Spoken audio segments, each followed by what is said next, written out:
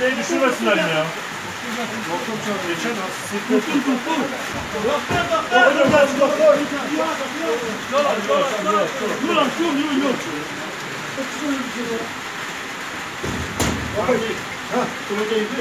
Ben ciddi mi? Ya, acaba. Acaba.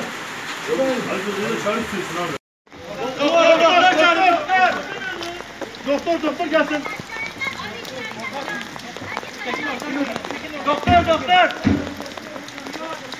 Yol aç burayı. Hocam doktor buraya gelsin. Doktor çağırın ya.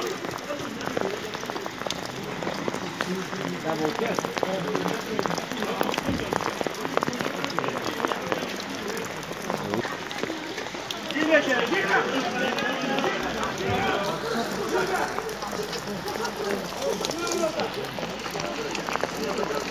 Alo. Odaya kaçıyor mu?